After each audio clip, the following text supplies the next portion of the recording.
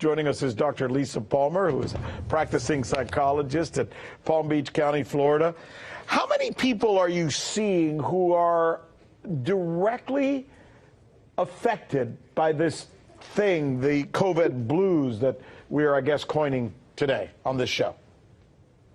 Yeah, Rick, a lot of people are affected by this, and they're tired of staying home. So unfortunately, a lot of people are abandoning being at home, and they're going out, and that's a problem for sure. I'm just wondering, as I look at this, how difficult you think it will be, because if it's hard now, it's only going to get harder. Where you are there in Florida, many municipalities are saying, we're going to re-lock down. Restaurants, bars, we're shutting them down. Events, we're not going to let people have them again. So it's almost like a double whammy.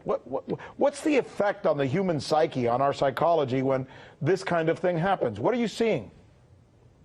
Well, what I'm seeing is a lot of people are having trouble staying at home because they're having to face themselves and not distract themselves with the usual. And I've even had friends that said, I just can't do this anymore, so I'm just going to brave the wild, and I'm going to travel, not me, my friends, and I'm going to travel, I'm going to go out with my friends and, you know, have fun or try to act like life is normal when it isn't. And I really am concerned about people who are taking that approach, because people really are getting sick from this, Rick, and people are dying. And a lot of people think this is a hoax. They, on social media, see this all the time. They say, well, how many people have died? Well, do we really need more people to die to be able to take care of ourselves and have personal responsibility for our own health and for the health of our loved ones? I know that I personally have some friends. One of them was a former Miss USA who recently came out that she had COVID.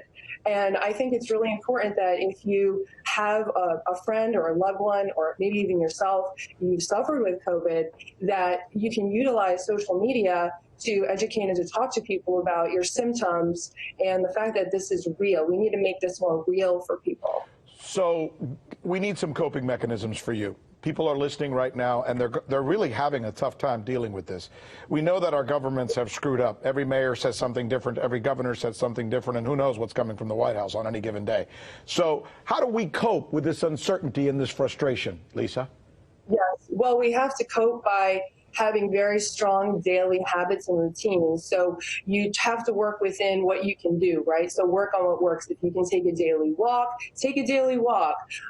Practice good routines at home. If you can talk to friends on the phone, if you can do therapy online, you just have to work within the constructs of what you can and try to live life as normal as possible. Like, I see a lot of patients online, so that creates normalcy for me. And of course, I get to join your show, which I would do anyways, regardless of the pandemic. So I try to take care of myself, and I encourage other people to do the same. That's great advice. Great advice. Dr. Lisa Palmer joining us with, well, coping tips for the COVID-19 blues.